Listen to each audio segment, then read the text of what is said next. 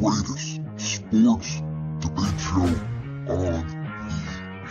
I will take my victory lap now because who was the one that was saying the Buffalo Bills window is closed? Oh yeah, that's right. It was me. Championship rings. Starring Brandon Lewis. Wait a minute, who's the one that didn't see Brandon Cooks clearly has the ball in his hand, goes down to the ground with one knee on the ground, and then that's when they say, it's an interception! And Georgia. Honestly, I'd rather watch AHL All-Star stuff than the NBA All-Star game. Is Is a Thursday. It is championship rings, and in a surprising twist, because this guy doesn't really care about hockey at all, but we are starting with gold medal because this is a golden episode of Championship Rings, because not only did the U.S. women take home the gold medal, but for the first time since 1980, the U.S. men took home the gold medal at the 2026 Winter Olympics in Milan and Cortina. And in an interesting twist, whether you call it serendipitous, coincidental, ironic, I'll let you decide that. The final score in both the men's and women's gold medal games was 2-1. They were both in overtime, and both were against our arch nemesis, Canada. I didn't know that, so thanks for filling me in on that. I was unaware, and thank you for coming in so hot tonight on this 110th episode of Championship Rings. Quick reminder, by the way, that I'm Brandon Lewis, the host of Brandon's World. That is Josh Ungar, the host of the Younger to the Max Sports Room Talk Show. I know over the week we have promoted our friend of the show, Jalen Sandvik, to join us. He had a late family emergency. He may or may not make it. I just wanted to get that housekeeping item out of the way. But Josh, you know, I work very hard during the week, as you do. You know, I'm up every morning, as I'm sure you are, mostly before 8 o'clock in the morning. So I don't love to get up on the weekends very early, but I had to wake up. I set my alarm. For the first time ever, really, in the history of my life, I watched the Winter Olympics, and I watched a hockey game on television from start to finish. And I got to say, it was compelling hockey. It was physical hockey. You could feel the intensity and the pressure of the moment. And I thought NBC, from Mike Tirico introducing to Kenny Albert and everybody on the call, did an excellent job. I still think hockey is remotely very hard to watch on television, and it does not mean that I'm going to get involved and interested in the sport. But this is a big moment, and it does show. You know, I've been arguing for months and years on the show that patriotism, arguing this country, may be at its lowest point. It may be dead, and politics aside, damn you. I think the one place that it does still show up in is sports. And I think that it showed. And for the first time since 1980, always on the men's side, we can definitively call ourselves here in the United States of America the best hockey country in the world. Yeah. And what made this even better is NHL players were actually allowed to be in the Winter Olympics, because that hasn't always been the case. Yeah, I was told this by a friend the other day, something like they weren't allowed to participate in the 2022 Olympics and the 2018 Olympics because the NHL owners were so scared that they were missing 2 weeks of the season. To me, I never understood that excuse. Like, you guys are rich. Hockey's a rich game. Out of the four major sports, it's clearly the one that's least known and least talked about. You guys are not going to lose thousands and millions of dollars pushing the season back 2 weeks. Go enjoy the world. And, you know, I think this was a tremendous exposure for not only the men, not only the woman, and I don't know if it's going to boost presence in the NHL or not, but what it does is, and I think Mike Tirico said this very eloquently, that while people, out of the four major sports, NFL, NBA, Major League Baseball, NHL, the NHL is clearly on the back burner. Sometimes you just got to sit down and watch hockey, and that's what the Olympics are made for. Plus, if you watched the Four Nations last year, you saw how intense USA Canada really is. It's not just another game when these two play each other. Like, these players truly, truly care. It's one, I know we're talking about our top 5 rivalries. It's one when USA plays Canada, it is must see television. Yeah, I mean, it's hard to classify it because it's not team versus team, it's country versus country. So, like, that rivalry is sort of somewhat already built in. And I was unaware. I had thought that Canada, was the gold standard in hockey and they had won all these gold medals. I was unaware that teams like Russia and other countries have bested Canada for the better part of the last few Winter Olympics as well. Well, yeah. I think the last 2 Olympics, that's partially because NHL players weren't allowed to be in the Olympics. So that definitely changes the dynamic of everything when it comes to who's playing. Oh, I didn't think about that. So NHL players for Canada were not allowed in the Olympics at that point either then. Correct. And okay. So, like, with Canada, you've got Sidney Crosby, Nathan McKinnon, Connor McDavid, some of the top stars in the NHL. Well, Crosby didn't even play in these Olympics. No, he did, but he suffered an injury, I believe, in the semifinal, where they were actually down 2-0 against Finland, and they had to come back and win that game. So that makes this whole story even more compelling. And it was just such a classic USA Canada game. I had no expectations of it being like a 5-0 type of game or a 6-3 type of game. I fully expected it to be like a 2-1, like we ended up getting, or 3-2, maybe 4-3. They usually play these very tight, down to the wire, physical type of games. It is so much fun to watch. It's why I love the sport of hockey. Like, there's just something about the game of hockey itself. I've tried to make the argument for years. It's the most unpredictable sport of the big four. And I know people have tried to argue with me that Major League Baseball is more unpredictable because pitchers can throw like 9 or 10 different pitches at you. I get it. I think out of all the 4 major sports, and I guess, if you want to include soccer as a 5th, you can. But I think that out of all 4 major sports, I'll agree with you in this way. I think hockey and the NHL, if you will, is the hardest sport to build and continue a dynasty. I'm talking about the actual game itself, though. Like, when in terms of unpredictability, I think it all depends on talent. I think hockey is right up there with baseball, where it's definitely more of a team sport than an individual sport.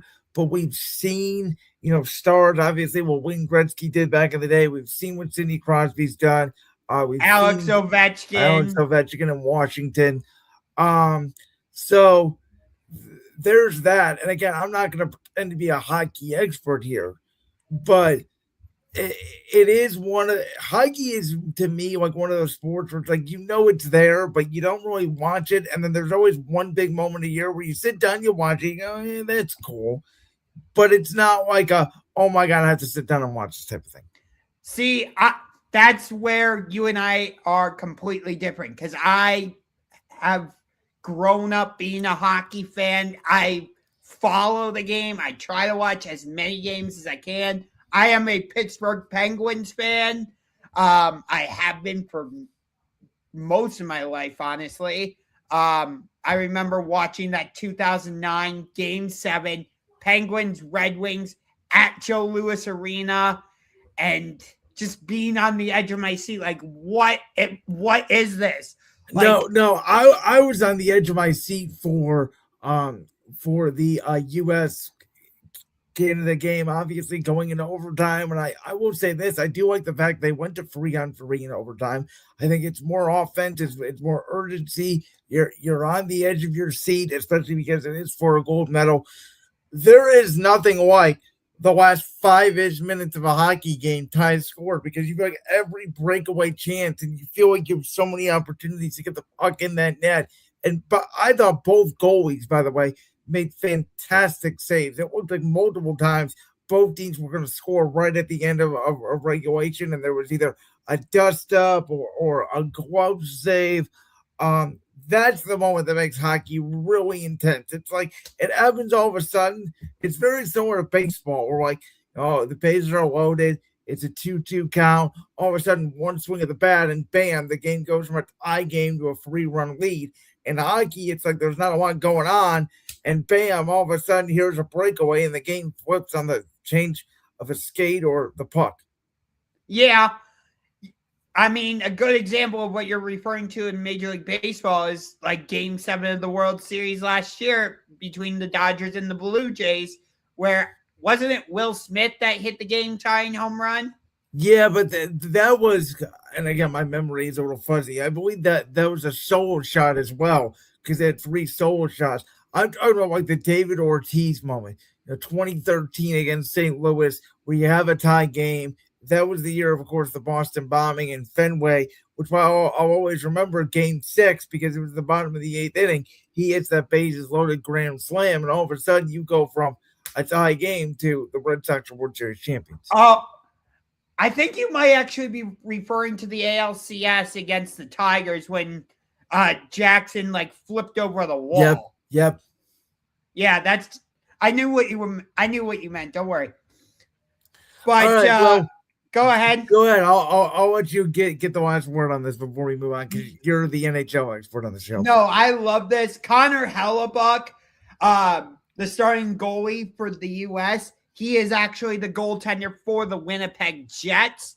He, as you said, he made some unbelievable saves, 41 of them alone in the gold medal game. And some of them, you watch the replay and you're like, how did that puck not go in? And Jordan Binnington. Wait, did you say he was the goalie for the U.S., but he plays for Winnipeg? Correct. That's unique. Yep.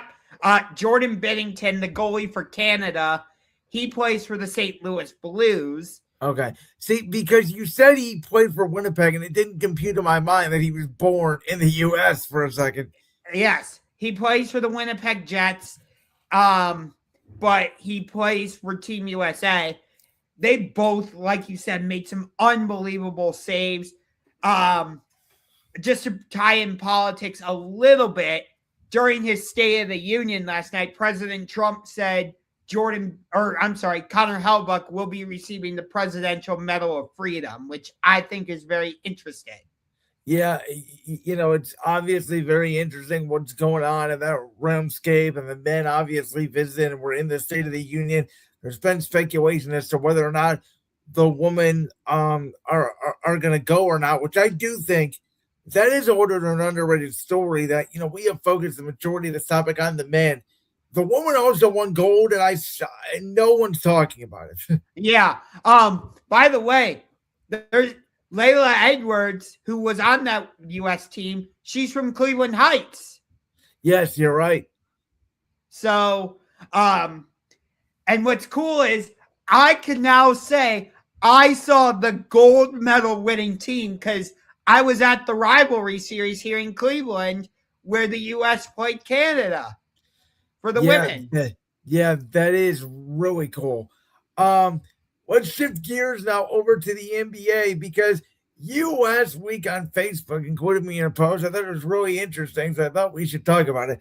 Where you mentioned that, before the year and sort of midway through the year, the Detroit Pistons have been sort of viewed as this great up and coming team.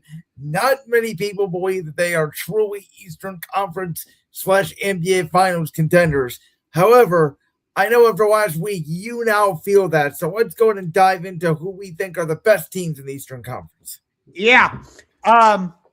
They beat the Oklahoma City Thunder last night. Yes, I understand OKC was not at full strength. I get that. Well, OKC beat us not at full strength, so that puts even more weight into your argument. Yes. And at the time when they beat New York, which is why I made the Facebook post that I did, and I tagged my cousin Eli in that post as well, because he's a huge Pistons fan. So shout out to him. But at the time, I'm like, that's a huge win for the Pistons because it means they sweep the Knicks in the regular season series. They're coming off of the All-Star break. They're playing at Madison Square Garden.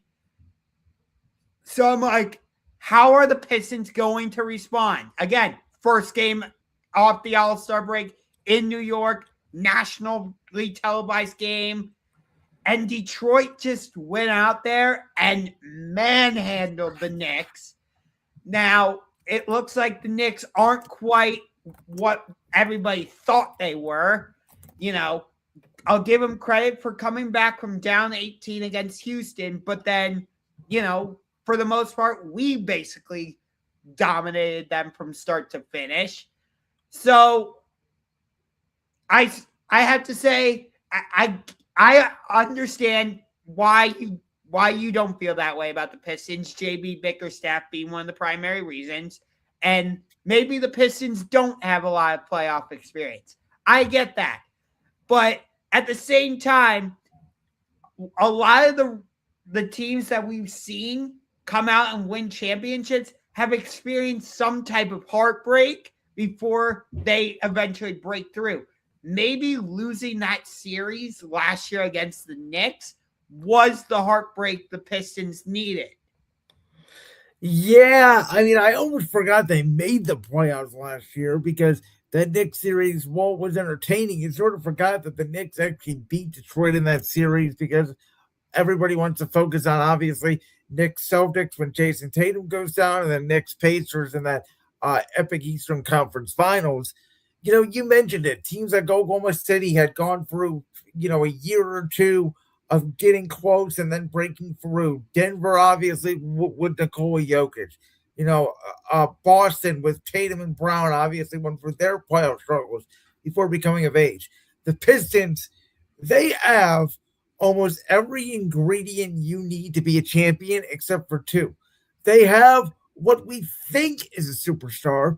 We don't know yet definitively, though I have an inkling he is in Cade Cunningham.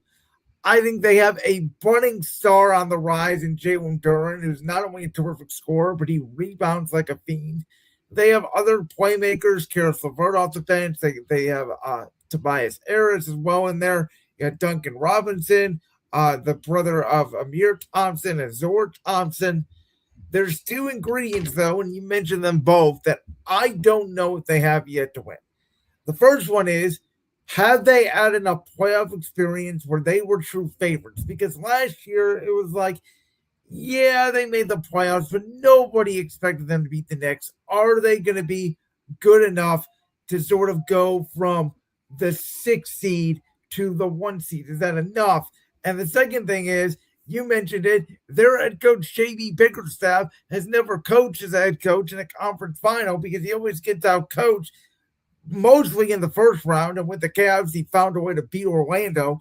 But then in the second round, he's been mostly worked throughout his coaching tenure, even before Cleveland, in other places as well. So that's my concern is, the Cavs have been through more wars. The Knicks have been through wars.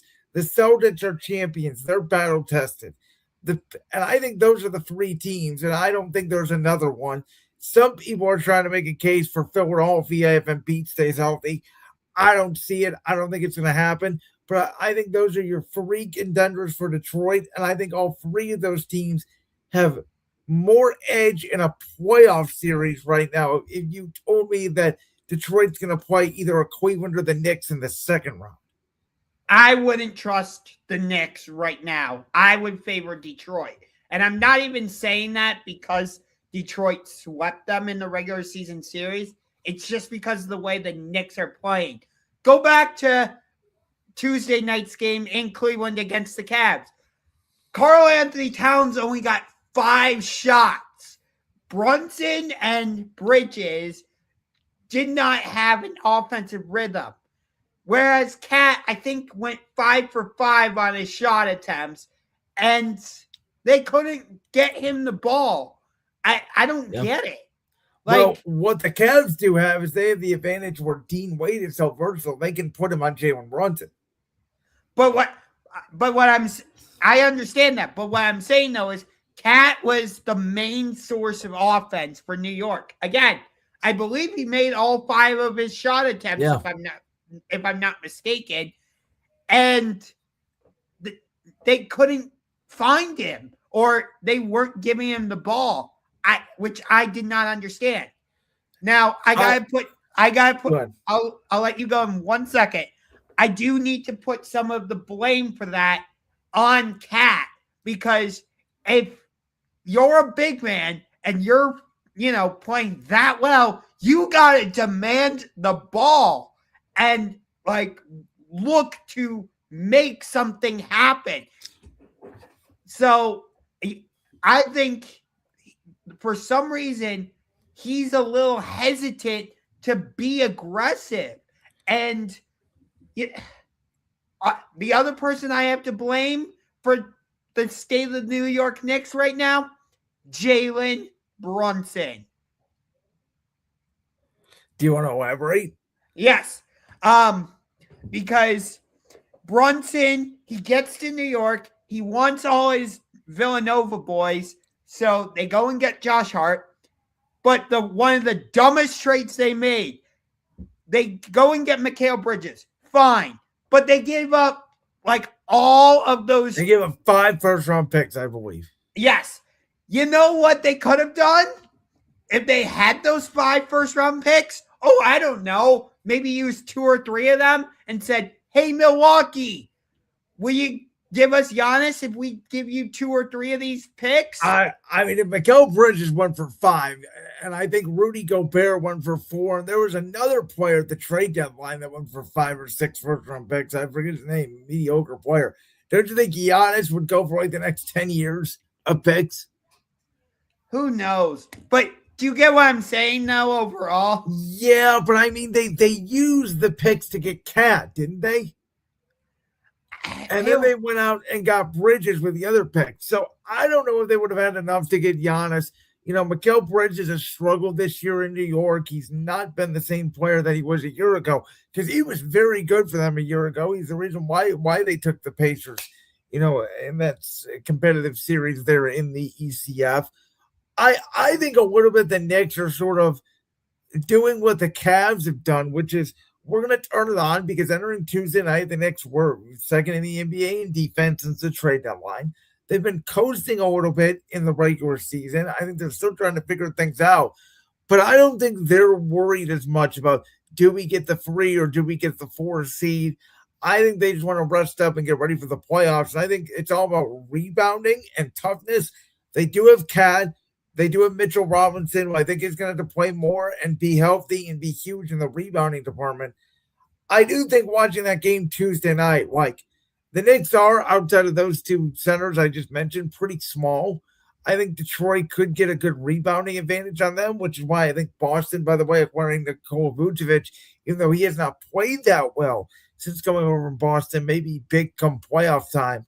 But all of these teams in the East to me look flawed. They don't look like championship winning teams. They look like they're good teams that can be great on certain nights, but they're not consistently great. I would say if I had to pick which conference the 2026 NBA champion is coming from, my bet would be on the Western Conference. Whether it's My bet would be on the West easily. I think the 5 best teams are out West. yeah, I think you have Denver, San Antonio, Oklahoma City. I think Minnesota should be up there. And I think 5 is an interesting conversation. Houston, I would say Houston, though I don't know now with the Kevin Durant situation and the burner account if that's going to burn bridges there. So maybe you do elevate a Boston into that 5th spot out east. But Boston, I'm going to be honest with you, this is just no shot at Jason Tatum, but they're playing so well right now without Jason Tatum. If he does come back, is that going to disrupt their flow? I'm wondering that same thing, and it feels like him or the Celtics might be rushing this because, all reports I've read are that he's already playing 5-on-5. And it's like, well, here's the interesting thing. Is he rushing it because he doesn't want Boston to win the title without him?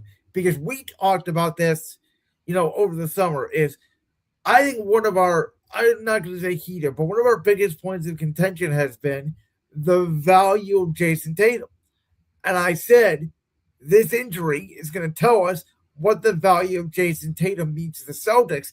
And I think Tatum knows it too, that if they win the championship without him and Jaylen Brown is playing the way he does at an MVP level, it's going to significantly discount what the national media views of Tatum going forward. So I do think he selfishly wants to get himself back. And in his head, he's thinking, please struggle without me. Yeah.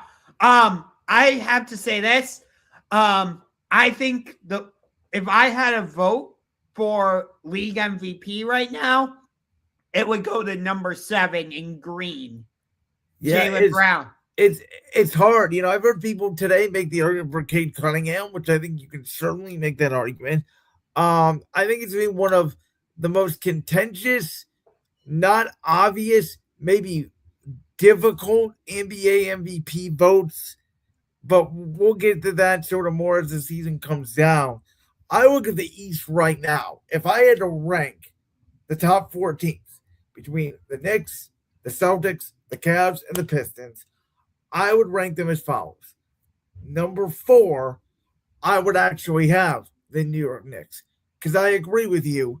I don't trust them right now. They're playing weird offensively. It feels like they have not made an upgrade, but we'll see. Maybe Mike Brown's a better head coach in the postseason than Tom Thibodeau was. At number 3, I would actually have the Detroit Pistons because I think they're going to face the Cavs or the Knicks in the second round, and I don't think they match up great against either of those 2 teams for reasons I mentioned before. Number 2, I would actually put the Celtics. And this is not a homer thing in me. From what I've watched, from what the Cavs have done when they've gotten James Harden, and I know he hurt his thumb last night, and Evan Mobley's been out because he's not playing back-to-backs, and they barely lost to Milwaukee last night. I get it. But since the James Harden acquisition, when everybody's been healthy, the Cavs have been dominating people mostly from start to finish. They are shooting well from free. Jared Allen looks like a completely different player. Their defense looks like a completely different player. And the additions of Dennis Schroeder, Keon Ellis, and really Tyson coming off the bench instead of starting, where now Dean Wade has been in that starting lineup, has elevated the bench so much to the point where the Cavs bench used to be a weakness, is now a strength. And now you don't need Donovan Mitchell to score you 30, 35 points a night. Yeah. I have it slightly different. I do agree with you about New York at number 4. Right now, I would have the Cavs at number 3.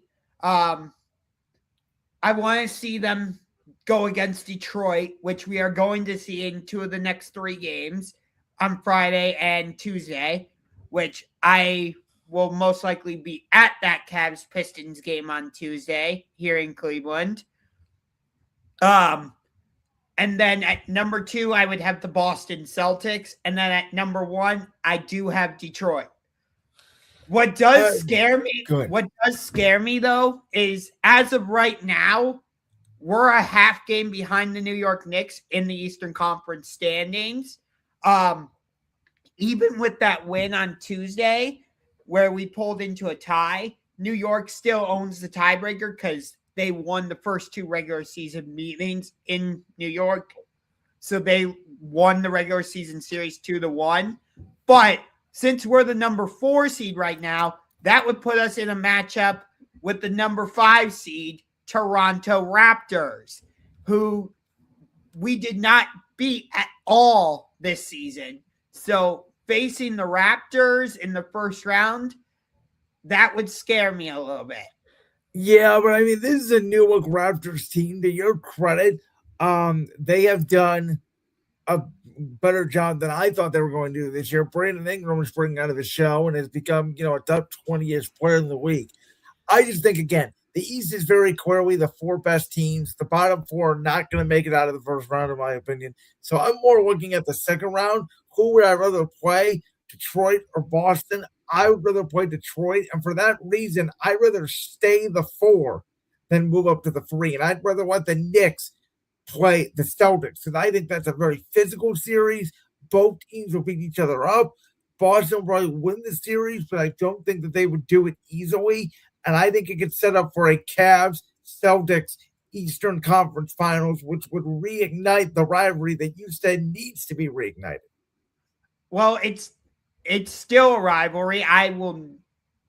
It's still a rivalry. I will always continue to say that. We played the Celtics 6 times in the playoffs since 2008, with each team winning 3. So it is very much so a rivalry. Whether people agree with me on that or not, I don't care. I will continue to say Cavs-Celtics is a rivalry. It's one of my favorites in the NBA. I wish I had included it in my top 5 list last week. I kind of regret not doing that, but whatever. Well, who are you taking out? Cavs-Pistons? Yeah, I would take out Cavs-Pistons, honestly. Because that rivalry, it was relevant in the early 2000s. It looks like it could get reignited, but it's not quite there yet. We're going to learn a lot in these next 2 games, though. And honestly, we had this in the rundown, but we decided to take it out. I'm not overall that concerned about the Cavs' loss to the Oklahoma City Thunder on Sunday. Yes? No, not at all. The Thunder shot incredibly well from 3. The Cavs could have been blown out of that building by 30, and they got back in the game. So yeah, they basically won the rest of that game, but that game was lost in the first 5 minutes when we were down 30-10 or whatever it was. And so, no one could hit a shot. And by the way, I'm not taking this as a shot at anybody or having any conspiracy theories, but isn't it funny? All of a sudden, James Harden gets to Cleveland and doesn't get the whistle. I know. And, in terms of last night, okay, we didn't have Harden. We didn't have Mobley. We didn't have Mitchell. I'll give the Cavs by 2. Yeah, literally by a fingertip, because if there were a little more time on the clock, that game would have gone to overtime. I'll be honest. I didn't see 1 second of the game or highlights. I was busy spending 3 hours watching the premiere of Survivor 50. So, same. I was actually working the Cleveland Monsters game. So there you go.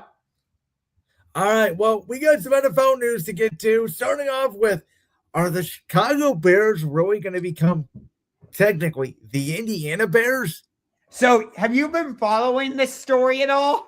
I've been following it since it was announced they're basically going to be moving to Indiana. Well, now it sounds like Illinois is fighting back. But man, I have so many thoughts on this and feelings. I get it. The New York Jets and the New York Giants, they don't play in New York. They play in New Jersey. The San Francisco 49ers, they don't play in San Francisco. They play in Santa Clara. The Los Angeles Rams and the Los Angeles Chargers, they don't play in LA. They play in Inglewood. So if the Chicago Bears move across the state line to Hammond, Indiana, it wouldn't be that big of a deal. Damn it, yes it would. The Chicago Bears belong in Chicago. They do not belong in northern Indiana. The Chicago Bears are one of the most storied teams in NFL history. They are coming off of one of the most magical and best seasons I have ever seen. They got not one, but 2 wins against their arch rivals, the Green Bay mother-loving Packers. Shout out to my guy, Tom Grossi. They've got a great quarterback head coach duo in Ben Johnson and Caleb Williams.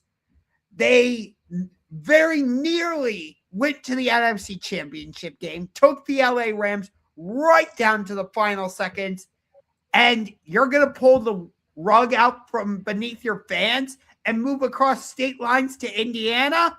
No. Plus, the Bears have countless Hall of Famers: Mike Ditka, Walter Payton, Devin Hester, Brian Urlacher, my personal favorite player all time for the Chicago Bears.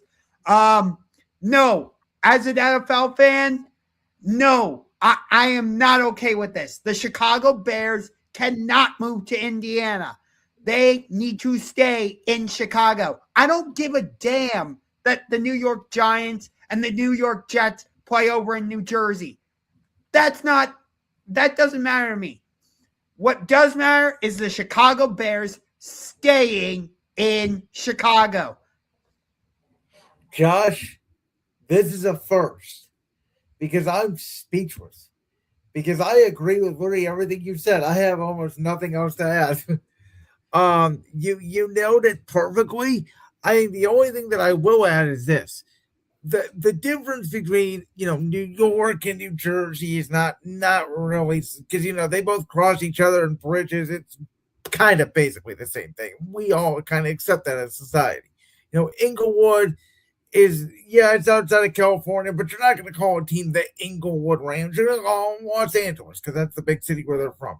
Moving a team from clearly downtown Chicago, Illinois to Indiana across state lines, I know it's not the same as in distance, but I guess it kind of be like the Browns moving from Cleveland to Columbus, though a little bit shorter distance. Obviously, you make a case Akron, but it's still in the same state. You get my point.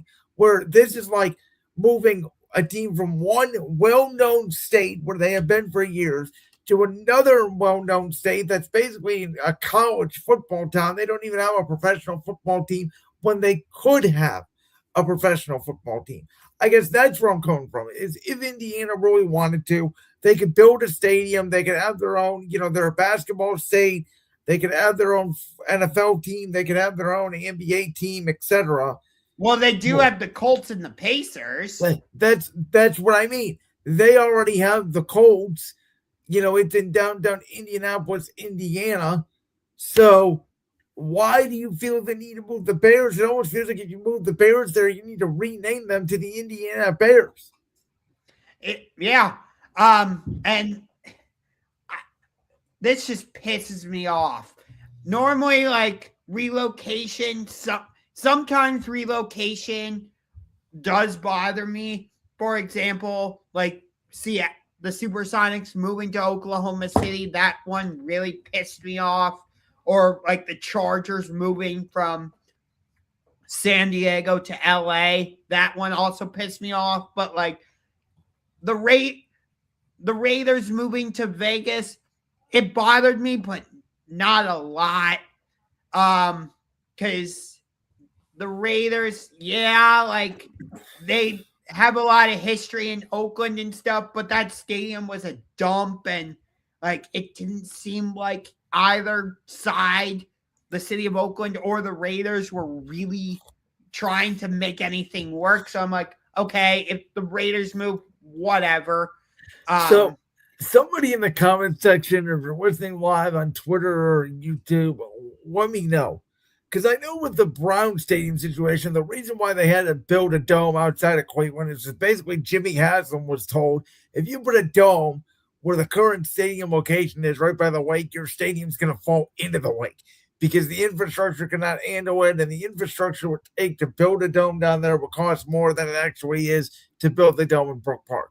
From my understanding, in Chicago, they can build a dome in downtown Chicago. They just don't want to.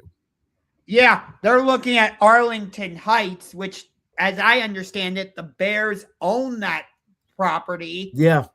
And the Bears have been trying to build a stadium in Arlington Heights, and there's a whole litany of political talk. I don't know all the details of it, but it's just like I've heard that even the state of Iowa was trying to lure the Bears away from Chicago. No, it would be like if the Cleveland Browns decided to move to some random city in Michigan.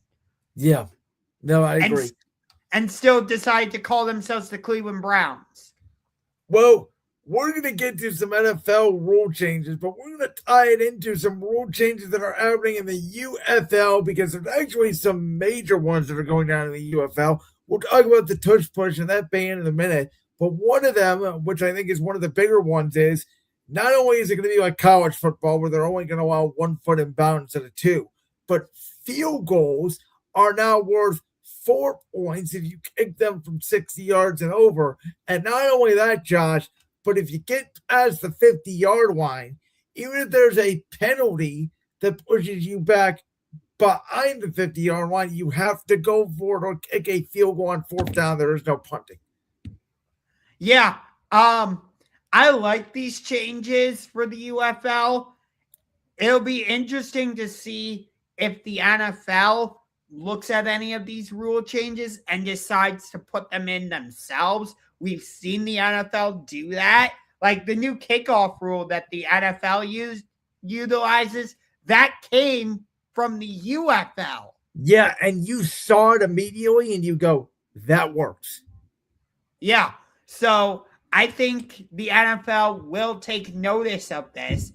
It does seem like the UFL, interestingly, is catching some more energy and steam. So I don't think they're going to become big enough that they're going to rival the NFL or anything like that, because the NFL is an absolute juggernaut. But I do think the UFL could become big enough that like people actually recognize it and it becomes its own entity, if you will. So I think the NFL should try its hardest to almost buy the UFL, if you will, and turn the UFL into a minor league system like the NFL has with Major League Baseball. I think there's so many talented football players out there on practice squads and things like that, and I don't know how you can fill a team up. But there are guys in the UFL. I mean, look no further than a guy like Brandon Aubrey, Cavante Turpin. And the Cowboys are maybe one of the most famous teams for using guys in the UFL that have come from there and have made the National Football League. And these rule changes are mostly to obviously help offense and improve scoring. I will say the idea of a 60-yard field goal plus meaning 4 points, I think it's an interesting concept because if you're down by 4, now it's a real interesting strategy because it's like, well, if I'm at the 50, do I go ahead and kick it now and try to tie the game? Or do I risk, getting down to the 30-yard line or what have you, and then I have to score a touchdown? I can't settle for a field goal. So in that situation, I think it's really going to be interesting to play in the strategy, especially because we've seen Cam Whittle, the kicker for the Jaguars, and Brandon Aubrey be able to hit these long field goals now, and kickers' legs are seemingly getting bigger. I love the fact that they are making coaches, once you get beyond the 50, kick a field goal or go for it. I would go even further and add that unless it is to win the game, once you're inside the red zone, you are not allowed to kick a field goal unless you are literally down by 3 or less to, again, tie the game or go and win the game with under a minute left. Because I think kicking field goals, let's be honest, outside of 60-yarders, they're boring. and we want to see more offense. And I do think that the inclusion, we didn't even talk about this, the teams can go for it for a 3-point conversion from the 8-yard line after scoring a touchdown is another factor. Or if you have a high-powered offense or you don't trust your defense, maybe you try to get up 9 instead of going up 7 or 8. I find that, again, it's all mathematical. It's all very interesting. I think at a lower level, it works because these guys aren't as skilled as NFL players. You know, the coaches may have been NFL coaches, but they're, retreads in the NFL. They're not as currently up in the rules. Where the NFL has all this talent that I think some of these rule changes would be gimmicky, but I think they work for the UFL. I'd like to see some of these changes be made in the NFL, but I do want to ask you this. In terms of the 60-plus yard field goal being worth 4 points, do you think that takes some of the offense out of the game? If you get what I mean. I think it has the potential to. Like I just said, if you're down 4, if you're 3rd and 8 at the 42-yard line or something, the opponent 42, do you bring the field goal unit out there and try to tie the game right there on 3rd or 2nd down? Or do you take the risk of gaining 3 yards and now you have to go for it on 4th down? Yeah, so that part does concern me that, like, there might be a drop-off in offense and teams might be a little more conservative. Like, oh, we're in field goal range now. We can get 4 points. Forget trying to move the ball down the field. Let's go for the field goal now when it's like midway through the second quarter or something. I do wonder if the going for it on 4th down and the 1-foot rule, if that sort of will counter the 60-yard field goal. Because in the NFL, unless you're going to half, you don't see 60-yard field goals. That part is true. Although they've been more frequent, even like this year they have been, but really it's only been Jacksonville and Dallas because they have the kickers that have the legs. Yeah, Justin Tucker was doing it kind of in his heyday, but not consistently. Like, it was mostly, again, the end of half situations. That part is true, yes. But I do wonder, like, with the NFL, if they adopt this rule, would it be the same thing of like, oh, we can get 4 points out of this. Let's take the ball out of our quarterback's hands. Yeah, good point. Another rule that they have had on is the UFL just said there's going to be no tush push. And isn't it funny that all of a sudden, after last offseason, the whole conversation was, we have to ban the tush push. This play should be illegal. It's going to cause so many injuries. It hasn't yet, but it's going to cause a really big injury to all of a sudden last year because of teams either figuring it out or offensive line issues or whatever the issue was. The Eagles were just not as good at it. And now all of a sudden the NFL said, you know what, actually, we don't even care about the play. Yeah. And there's still going to be people who say it should be banned. By the way, it's not surprising that it was the Green Bay Packers who pushed, no pun intended there, but pushed to ban the play. Well, again, it's also funny. Buffalo voted to ban it, and they run it now more than Philly does. Yeah. But, the annoying part with that play is officials can't even call it right, though. Whether it, in terms of like the false starts or offsides, like that play is so hard to officiate. So if it had been banned in the NFL, I would have said, okay, I understand that. Like, Can I add something though? Now that they haven't done it, and now that this year they haven't done it, if they do it in the future, it's going to look wrong that they did it because to me, they missed their opportunity to do so. I agree, but like, is it as aesthetically pleasing to watch for the fans? Maybe not. Like I said, is it easy for officials to call? No, because there's going to be a false start on the play, most likely. there's going to be, offside or neutral zone infraction, whatever you want to call it.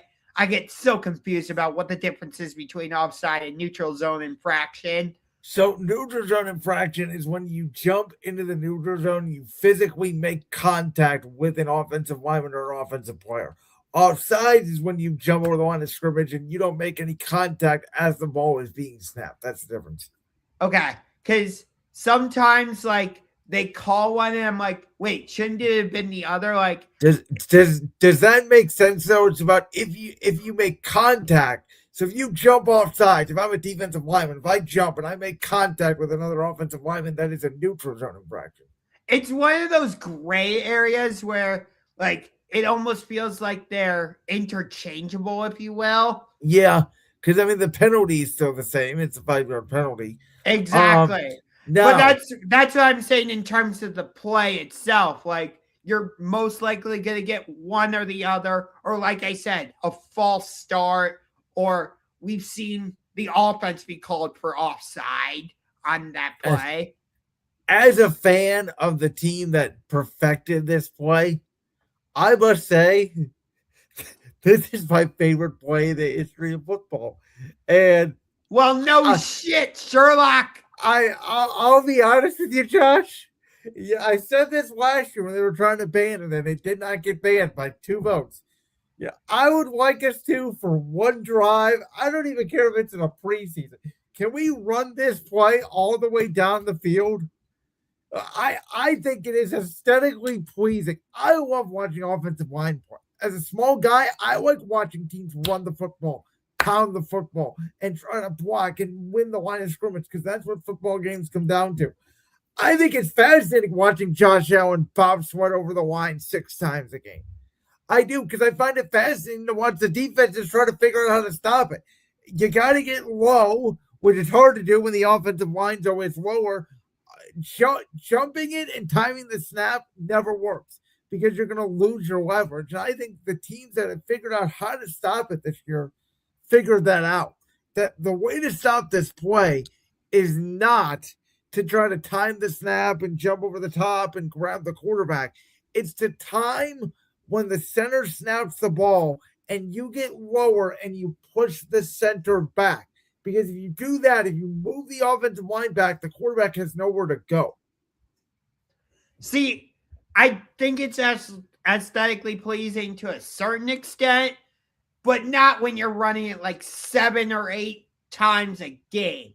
When it's late in the game and you gotta have it, yeah, I want to see that play.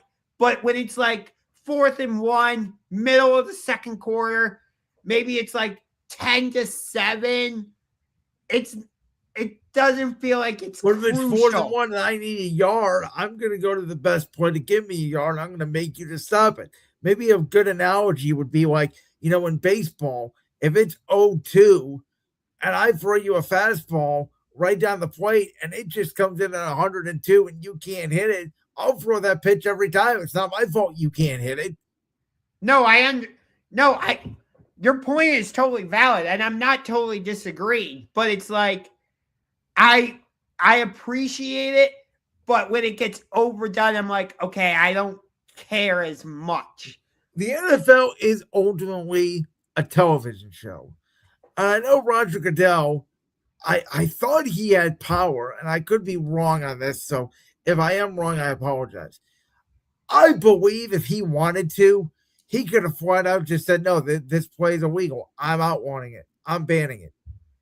Yeah, I think you're right on this. Instead of putting it to a vote, I think he could have said, no, we're not. And to his credit, he didn't. He put it to a vote. Yeah. It gets confusing with this whole thing. But again, I'm not saying they should ban the play, but I think I'll say it like this. Should the play be banned? No. But I think the amount of times a team is allowed to run it, I think there should be a limit on it. Okay, so I was wrong. Here's how every rule change works in the NFL. While Godot can influence the competition committee and lobby owners, ultimate rule changes require a 75% vote from team owners. Okay. Do you get what I'm saying, though? Like, don't ban the play, but put a limit on how many times you're... But then you're getting into like video game gimmicky territory where it's like, you might as well say, oh, well, then you can't call, 3 screens in a row. Like, I shouldn't have a limit as to how many play calls I can have for this play a game in real life. It's like, again, it's like... If it's in my playbook, I should call it, to make another analogy in basketball, if a 3-point's wide open, I shouldn't have a limit. We talk about the 3-point shot in the NBA all the time and how it needs to change. I don't think there should be a limit on how many threes you take a game. Yeah, but it's not like you generally call a specific play to get a 3-point shot. The Warriors and the Celtics, I would beg to argue. Okay, the Warriors. Look at their shot charts. The Warriors, yes. It doesn't feel like the Celtics generally run plays. And every team's changing, but nonetheless, speaking of basketball, we talked about this last week about college basketball. This is going to be one of the biggest weekends in the regular season in a long time in college basketball. It lived up to the hype. Both of these games were fantastic. Arizona went to Houston and pretty much outplayed them the whole game. Duke played Michigan in a fantastic neutral site game. Duke ends up winning by 3 in Washington, D.C. I watched both of these games, and my biggest takeaway is both these teams should probably be, if not 4 number 1 seeds, maybe 3 number 1. Maybe Arizona is the number 2. I think Arizona may be the deepest team in college basketball. They're tough. They're relentless. They play good defense. They can shoot the 3. I was most impressed of all 4 teams by the team that going into this game had lost 2 in a row, was ranked number 4, the least out of all these teams. And my takeaway was them and Duke can beat anybody on any given night. See, for me, it's Houston because they've now lost 3 in a row. Their losing streak might be at 4 because they lost at Kansas, which Kansas plays at Arizona on Saturday. That's going to be a group. And what's going on with Kansas and Peterson? We have no idea. That's a whole another story. I don't know what is going on with that, but like Kansas already beat Arizona in Kansas this season.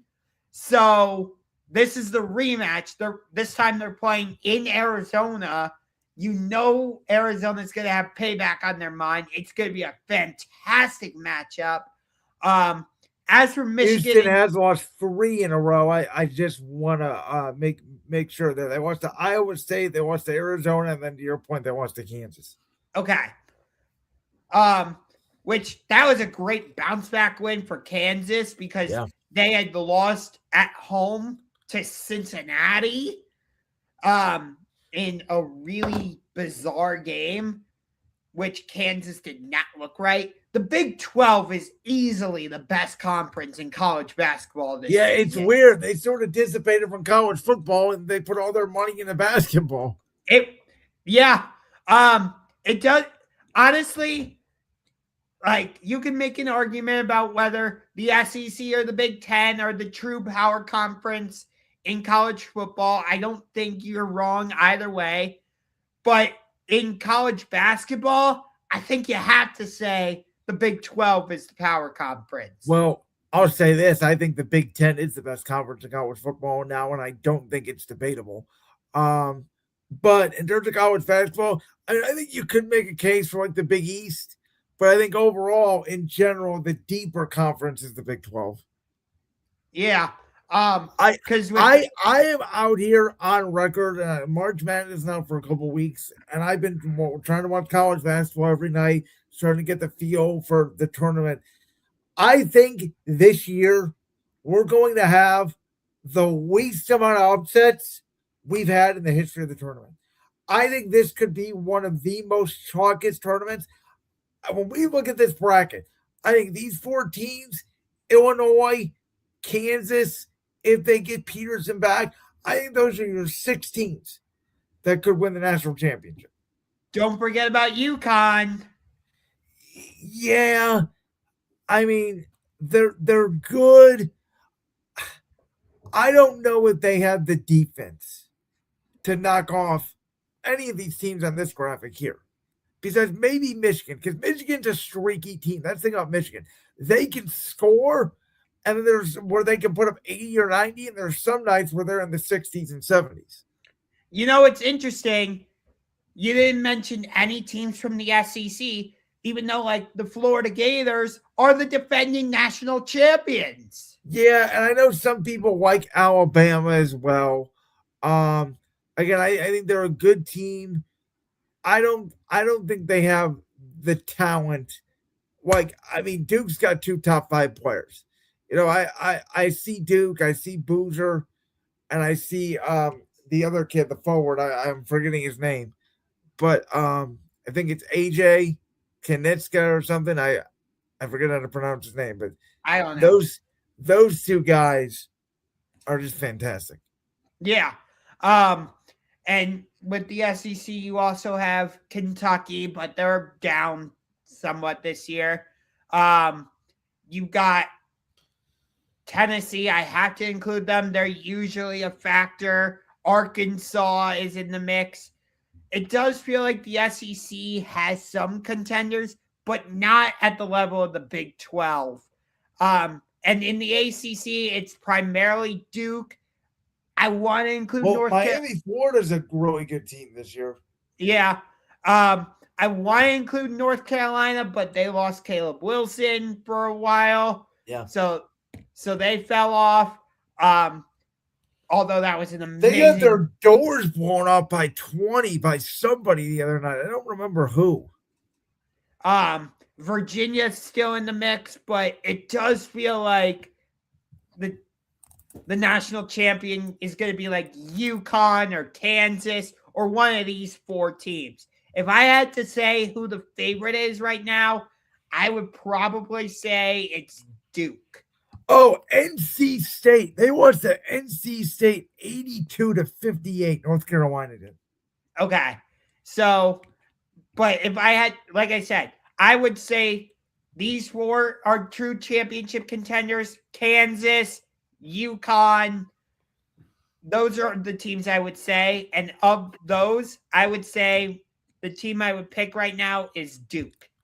Well, obviously, I know March 15th is the selection show. March 17th is the first 4, and then March 19th is the official start. So we are just under 3 weeks away from the official start of the greatest 3 weeks in basketball, I would argue, even of the whole year, the NCAA tournament.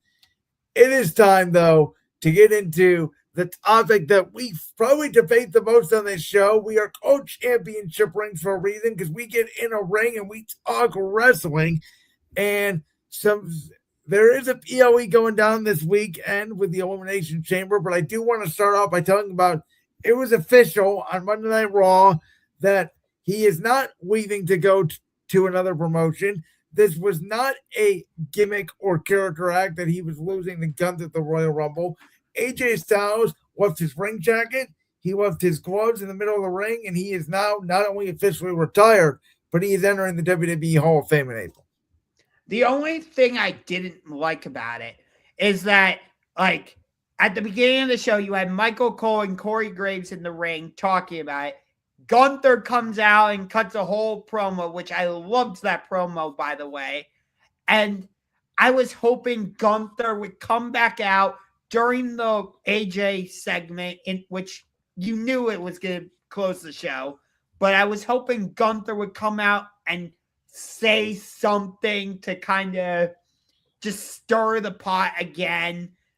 Like, not to insinuate that the feud was going to continue or that the retirement wasn't real or anything like that, but just to kind of continue to poke the bear a little bit. You get what I mean? Well, that's why I don't think you do it. No, I actually completely disagree with you. I love the way they did it. You do the Gunther heat at the start of the show. You have Gunther come out, you talk about this isn't about AJ Styles, this is about me. I'm sick and tired of all these retirements. Why are you rooting for AJ? He's an old man. Then whatever feud you're doing with Dragon Lee or whatever you want to do to get him on television, you have Dragon Lee attack Gunther, but you get Gunther out of the building because this is a real retirement. It's a real ceremony. AJ's family is in the front row. His kids are in the front row. You bring in the freaking Undertaker, for Christ's sake, to celebrate the career of the Phenomenal One over the last 10 years in WWE. And then his, 13-ish plus run in TNA and New Japan Pro Wrestling. They even brought Abyss, Frankie Kazarian. Bobby Roode was shown. He's a backstage producer now in WWE, but the Good Brothers, Carl Anderson, Luke Gallows were there. I loved that. The OC was one of my favorite factions in WWE. Yeah, the only thing I didn't like about the OC was it took away AJ Styles' theme song, which is still, in my opinion, a top 5 theme song maybe ever in WWE. Easily. I don't know. There was just something about when the OC was together. I'm like, okay, I want to watch this. Like, Gallows and Anderson, they're so good as a tag team. And I just thought the way AJ was able to make it work with them. I think AJ got them more over than I think they did on their own when they were without AJ. That was my take. Maybe you could argue that's WWE booking, but that's my take on it. And AJ that's part of the reason why I liked them so much together, was because AJ was able to elevate them. I liked them as a tag team before they linked up with AJ, but you never really got to see Gallows and Anderson a lot. But when they linked up with AJ, it seemed like they had more of a presence. And it was like, oh, Gallows and Anderson, they're actually a good tag team. So I've been a fan of the Phenomenal One. I think I told you this. Back in my young days, probably 2008, 2009, 2010-ish, I used to watch TNA every single week. That's where I learned about Beer Money and James Storm, Bobby Roode, Sting, Kurt Angle, Jeff Hardy. That TNA era, Jeff Jarrett was in there. And AJ was maybe my favorite wrestler. So I always loved AJ Styles. And the one thing that you could say about AJ is this. No, he was truly phenomenal. Outside of Shawn Michaels, maybe the best in-ring worker of all time. He can literally do anything. He can have a match with Shane McMahon and tear the freaking house down. He can be a world champion. He can be a U.S. champion, Intercontinental Tag Team champion.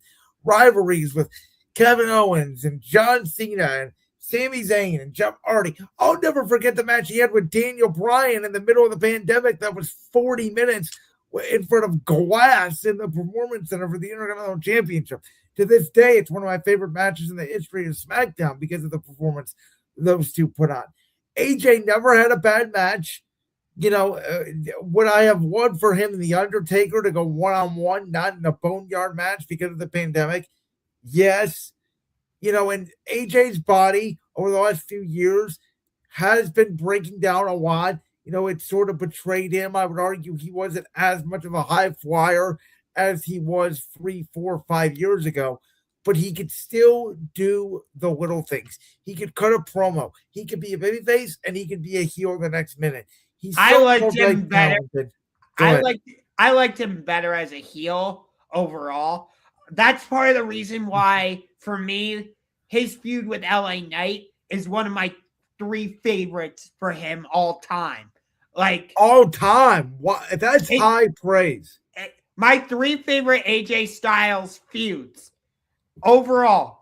Number 1 is AJ versus Randy at WrestleMania 35. Wait, that's your all-time favorite AJ Styles feud? Yes, easily. And that's partially because I'm a huge Randy Orton fan as well. I think Randy is the GOAT, not John Cena. Mr. RKO is the GOAT, not Cena. No, you will not change my mind on that, although I will hear your argument. But just the way that feud started, it was like it started out as like friendly competition of comparing resumes, but then the promos they started cutting on each other, like talking about their past, and Randy bringing up the fact that AJ came from the Indies, and like you guys never ripped anybody off, and he did this sign. And I'm like, this is great. I love this. And I absolutely loved their match at Mania 35. Like, you never see anybody kick out of the RKO, and AJ did. So it was just awesome.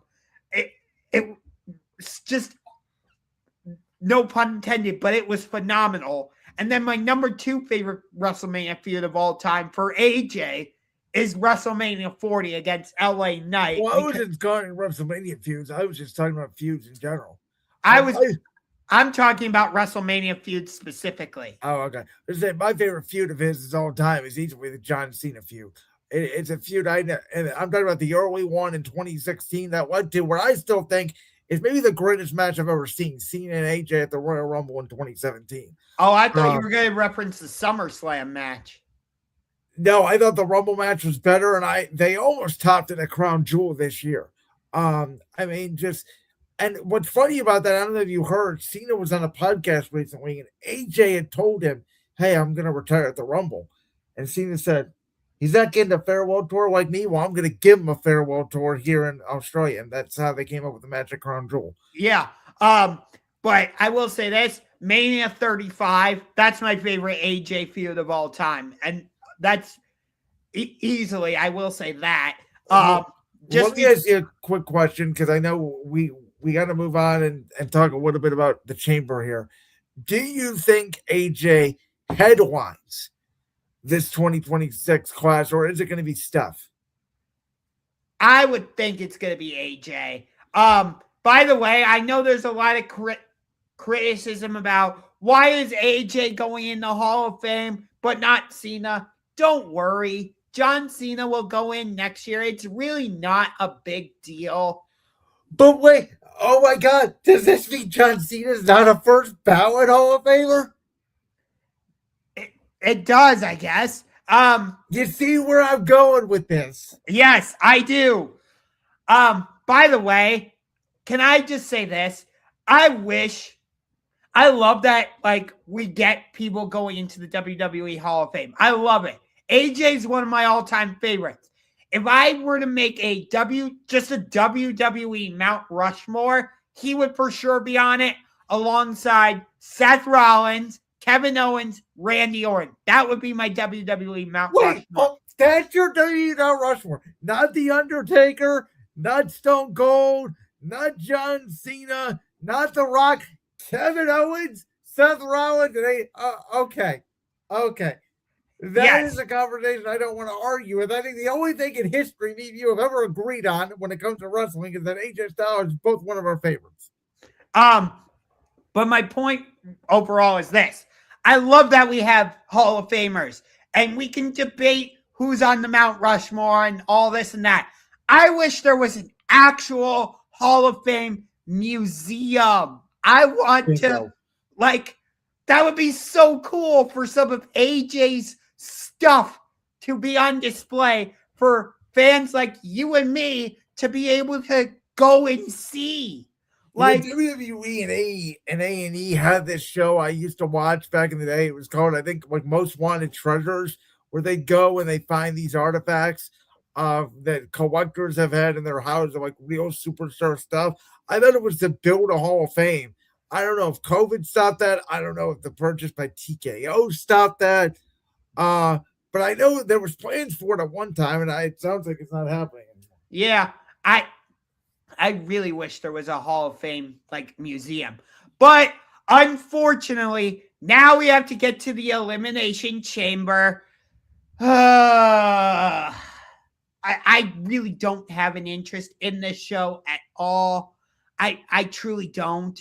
The only match that is somewhat interesting to me is AJ Lee against Becky Lynch for the Women's Intercontinental Championship. Other than that, no. Like, I don't care, I'm saying it. I don't like CM Pinky against Finn Balor. We all know that Pinky, or I'll call him his actual name, CM Punk, is going to retain.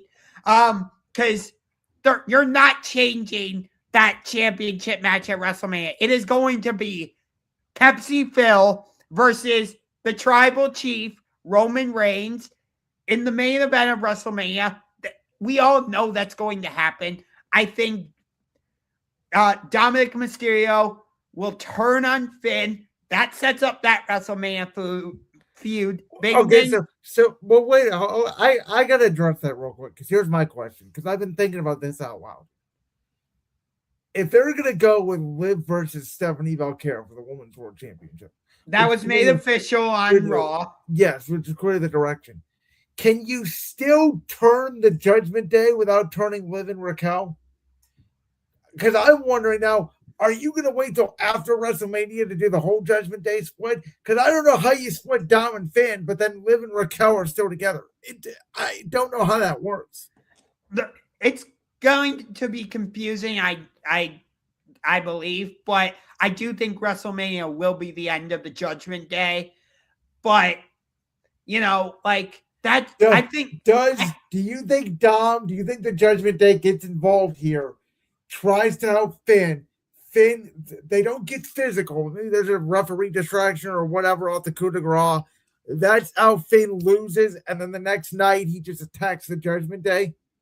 I think it wouldn't surprise me if Dom deliberately gets involved and costs Finn the match. Okay. Yeah, I mean, that would be one way to go about it. So, even though, like, you know, we had that backstage segment where it was like, well, when you guys were out, you didn't help me, or whatever, or however that promo. You know what's crazy? We all thought that it was going to be the turn last year when Dom beat Finn for the Intercontinental title. He pinned him in that Fatal 4-Way, then Braun Breaker and Penta at WrestleMania. I thought Dom was going to turn into a massive babyface with Liv Morgan, and now they're going to be the heels. By the way, that whole segment with Liv bringing out both Jade and Stephanie, that was stupid to me. Like there was no reason for Jade to be there. You do that because she has to make her choice, right? I mean, they've done that back in the day. I would have I said that's what I would have done if I was them with Roman. I would have had Roman not decide until the Elimination Chamber. I would have wanted for them to have both of Liv and Roman not pick their champions yet, and you have to guess which champion is the Elimination Chamber people are going to fight for. That's just me. But it's the men's Elimination Chamber where I really don't care, because we all know who is going to win. Oh, I don't know. Corporate Roman? Oh, wait, no, I'm sorry. Corporate Cody. Can't stand him at all. I am so sick and tired of him being shoved down our throats. And, oh, it's WrestleMania. He has to fight for the championship, or he has to be the champion going into it. No, he does not. He does not. Give him something else. He does not have to be involved in a championship picture going into WrestleMania. I don't care. I don't like you at all, Cody Rhodes. I don't. The only thing I like about Cody Rhodes is his entrance music. But even that has been ruined because of all the stupid freaking pyro that goes along with him. Were you the one that was pushing for Cody to finish his story?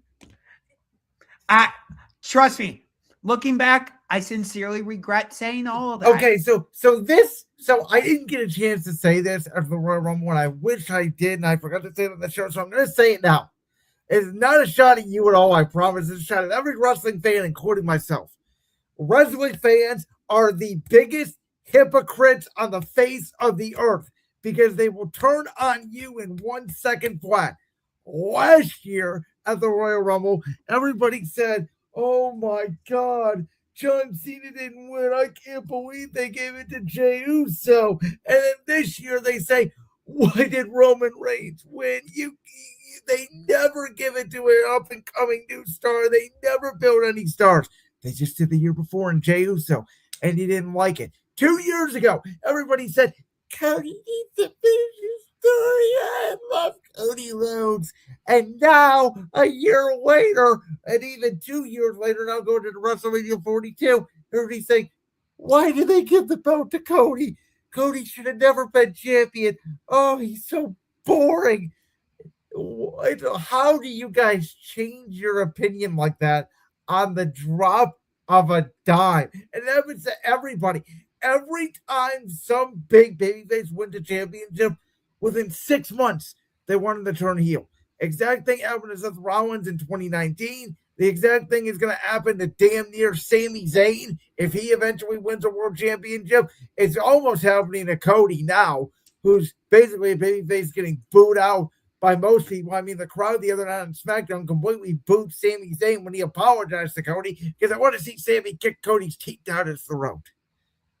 The rumor now is that they're going to do like a fatal 5-way at WrestleMania. Okay, so I'm glad you brought this up because Josh, you're going to think I'm crazy because I don't have Cody Rhodes winning the Elimination Chamber. Good.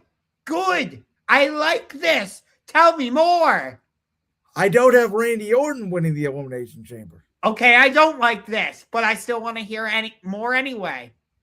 You know who I have winning the Elimination Chamber? Whoop that trick.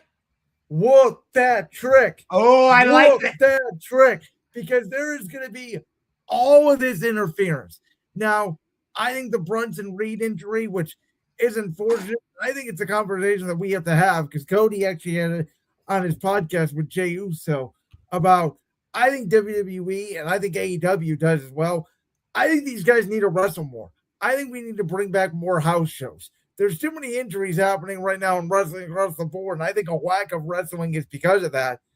But from everything I've read, by the way, since you brought up Bronson Reed, I just figured I would mention this. From what I've read, they had to completely change the ending of that triple threat match. Yep. Because the Masked Man was supposed to get involved along with Logan Paul. Bronson was supposed to win that match, by the way. But from everything I'm reading, it seems like they're having to change everything with the Masked Man now because of this Bronson Reed injury. And so here's my thought. What if you had LA Knight, Jey Uso start the match? You could have like Trick Williams enter in third, Javon enter in fourth, you have Randy Orton enter in fifth, and you have Cody enter in last, or whatever order you want to do it. Let's say you have Jey Uso trying to run it back and doing his yeet thing, and all of a sudden LA Knight just catches him. BFT, bam, Jey Uso's the first out. You could have Randy Orton deliver, Javon's going for the OG cutter, Randy catches him with an RKO, bam, Javon's out. So you're down to 4 there between Randy Orton, LA Knight, Cody Rhodes, and Trick Williams. I was going to have the Vision come down and try to create a distraction, and that's how Cody beats LA Knight. Maybe you just have Orton deliver an RKO or Cody delivers the Crossroads, LA Knight gets beat clean. So now we're down to 3 people. You're down to Cody, Randy Orton, and Trick Williams. My thought is, what if, let's say, Cody hits the Crossroads on Orton, but Drew McIntyre comes down, he gets in the cage somehow, maybe he has like LA Knights leaving the cage, McIntyre gets inside the cage, bam, there is a Claymore to Cody, right? Well, we've seen that type of spot before. Remember that we saw that with Logan Paul and Seth Rollins. Yep. We saw that with AJ Styles flew halfway around the world just so he could beat LA Knight with a chair. Right. That's why that was one of my favorite AJ Styles WrestleMania feuds. But then, okay, he flew halfway around the world just to beat him with a chair. Then what if Jacob Fatu comes down and starts beating up Drew? Cody gets up, he's delirious. Well, what if Fatu takes out Cody Rhodes too? And now McIntyre and Fatu are fighting inside the chamber. Randy Orton tries to get involved. He catches a Claymore kick from McIntyre, whatever the case may be. And by the end, Orton and Cody are both laid out. Trick Williams basically beats them both, Trick Williams wins the chamber, because now what you have is Randy Orton got screwed. Cody got screwed. Jacob Fatu still wants Drew. Drew still has a rivalry, obviously, as a champion. Trick Williams won the damn thing, and Trick Williams is feuding with Sami Zayn. You can throw Sami Zayn, who still has a rivalry going on with Drew, as well as maybe Cody. What if you put all 6 of them in there? Here's what I would do to main event night 1. You do a 6-person Hell in a Cell with Drew, Randy, Cody, Jacob, Trick Williams, and Sammy. Interesting. That's how I do it. Now, the most likely scenario is the one you said. Cody's going to win, and they're going to move on, and they're going to do Cody versus Drew, potentially. But to me, if you want to shock, if you want to do something shocking, have Trick Williams win the whole damn thing. I'm telling you now, if Cody wins the Elimination Chamber, any excitement I have for WrestleMania vanishes into thin air. I think either way, Cody is walking out of WrestleMania as the undisputed champion. I just don't know if he's going to do it by winning the chamber or not. God, if that happens, I'm going to be so pissed. Now, for the woman, and I've said this is why Jade Cargill is probably the Rhea Ripley. Sorry, you think they're going to go with Rhea? Because here's my thing: why would you build this entire women's tag team division up and then not have Rhea in that division at WrestleMania? From all I read, it was supposed to be Bianca versus Jade at Mania 42, but that's obviously not happening. You're not going to do Tiffany Stratton versus Jade. We already have seen that match. I don't need to see it again. I don't need to see it again. I think you could rebook Tiffy versus Jade. I think you could have Tiffy win. No, thank you. I'm good. I think Tiffany is the most logical person. I have Tiffany Stratton winning the Women's Elimination Chamber and regaining the title from Jade, because I think that makes the most sense. Rhea winning, unless you were going to run Rhea versus Io for the title, doesn't make any sense. What are you going to do with Io Sky that everybody likes this stupid thing, whatever this stupid thing is? What are you going to do with her if Rhea Ripley's in a world title match? Like you might as well have had. Hold on. More sense to have Charlotte be in the chamber, or have Alexa face Jade, and you have that dissension going on where the other's jealous and the other has a title match compared to Rhea and Io. Well, you could do Io versus Julia for the U.S. Championship.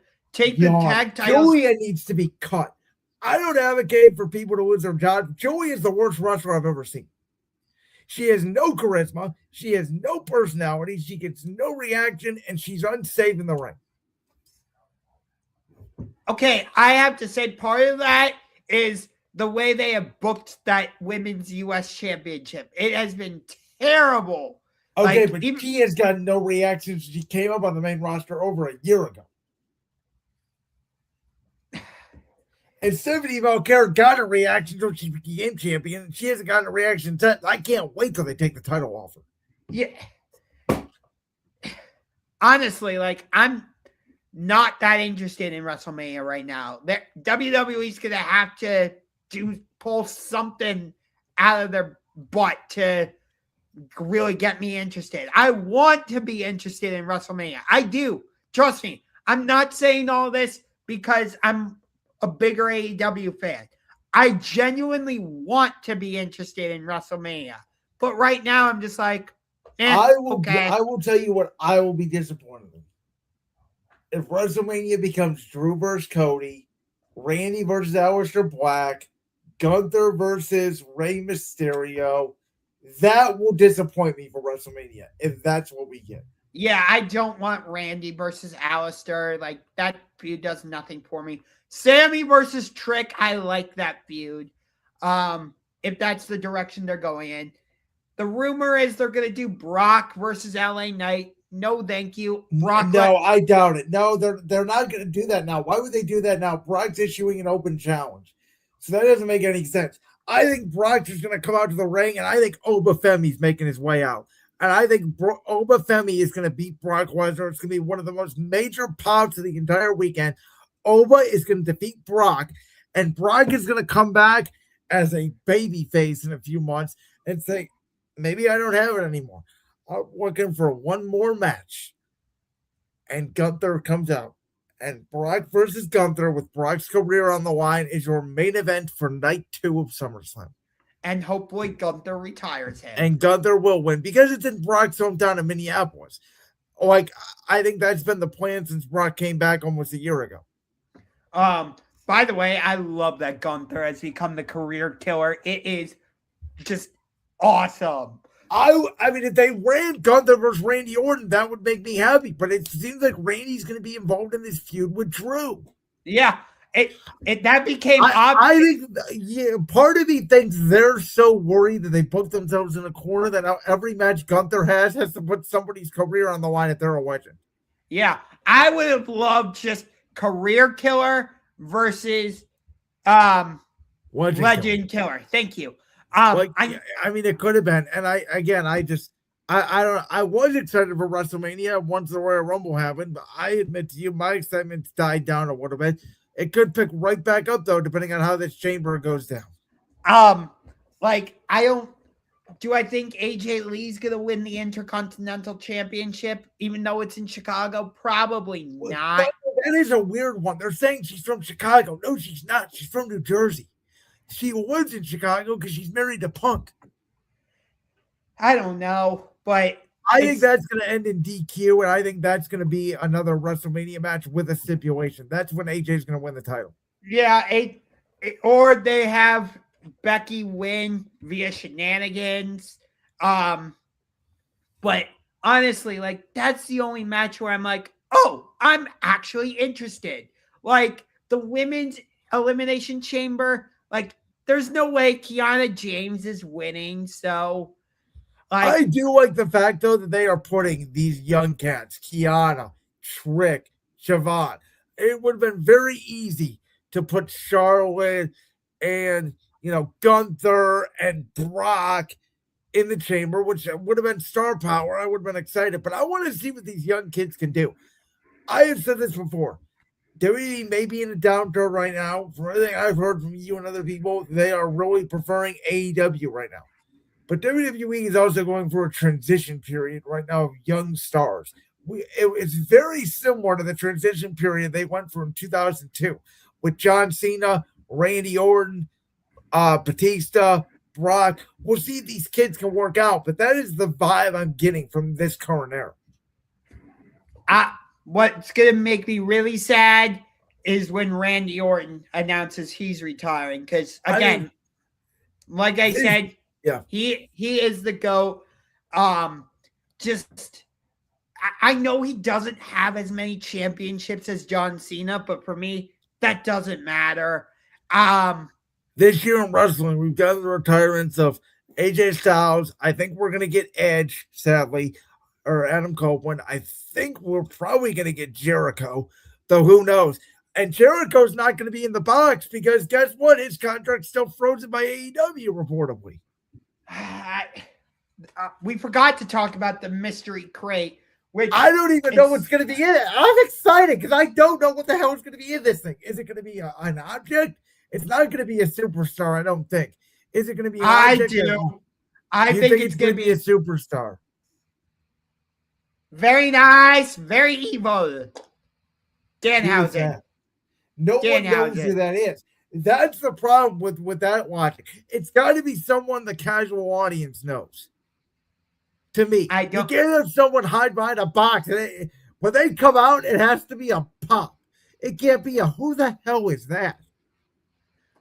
I think it's going to be Danhausen. I think that would be a mistake because I don't even know what the hell the guy looks like. I don't even know who he is. He had a run in AEW. It was funny. Like, he didn't even really do anything. That's my point, though, because I've told you this before. Most WWE fans, and you know this, most WWE fans do not watch AEW. Most WWE fans don't even watch NXT, which is why they have to introduce the NXT stars when they come up to the main roster. So if you're going to put a guy in a box, it's got to be like Seth Rollins or somebody, is my take. Yeah, but we'll see if they change the masked man, because maybe it's the masked man in the box. Honestly, like, but that's what I'm saying is like, You know, it feels like do you want it to be like a segment, or do you want it to be like in the Elimination Chamber? All of a sudden, there's just an explosion as the box opens up. like honestly, like I What if it's a woman? I mean, what if it's I don't know. What if it's Britt Breaker? Doubt it. Who knows? like that's what I'm saying. Like, me personally, I don't really care. Like, it's like I right think now. it's gonna end up being like Braun Breaker's head, like a replica of like Braun Breaker's head, or something like that. It's gonna be some object. Like, do not open until Elimination Chamber in Chicago. Like, oh, Hey, let's send it to Smack. I have always loved these storylines, though. I loved what they did with Austin Theory at Survivor Series a few years ago. Who stole the egg? I like these mystery storylines. I hated that Who Stole the Egg Who story. stole the egg? I mean, that's a classic right out of Vince McMahon. And as Jim Cornette said this week on his podcast, he told Vince McMahon once, if you have somebody come out of a box, they're automatically over. Yeah. I do think it's ultimately going to be Jericho, or it's going to be like a countdown clock or something. I mean, if the rumors are to believe, Jericho is still under AEW contract. I don't know. That whole thing is so confusing. He hasn't been on AEW in what, though? Over a year? Yeah. I think he's on tour with Fozzy, but that tour ends soon, so he would be available for Elimination Chamber. If it is Jericho, I'm immediately making him a heel and booking him in a match at WrestleMania against LA Knight. That's my feud. Yeah. I'm disappointed about the lack of follow-up for Powerhouse Hobbs after the Royal Rumble. He hasn't even been on television since the Rumble. The only time, from what I've seen, the only time he's been on TV is them showing clips of him on Stephanie McMahon's podcast. Like, you are correct with that. Like, put him in a damn match or something. Maybe it's Powerhouse Hobbs in the box. All right, we gotta run. It's been a great show. We went an hour and 37 minutes tonight. That's maybe the record for longest show in Championship Rings history. And we didn't even have that many topics. We just talked a lot in each topic. Thank you guys so much, though, for joining us tonight. We'll be back next week. Like Josh said, I know there's a home game for the Cavs next Tuesday, so we'll probably be doing Thursday again. But thank you for joining us tonight on Championship Rings. We'll see y'all next week. And peace. Come on out to Rocket Arena this Friday and Saturday. Your Cleveland Monsters are taking on the Wilkes-Barre Scranton Penguins. It is the final two games of their current 5-game homestand. We are currently 3-0 after beating the Rochester Americans 4-2 last night in comeback fashion. We trailed 2-0, but we ended up coming back with 4 unanswered. And the Monsters are right in the thick of the North Division standings. They are just a few points behind both Syracuse and Laval. So these are crucial games coming up this weekend against the Penguins. Friday night is emo night. There will be a post-game concert. So come out, watch the Monsters take on the Wilkes-Barre Scranton Penguins, AHL affiliate of the Pittsburgh Penguins.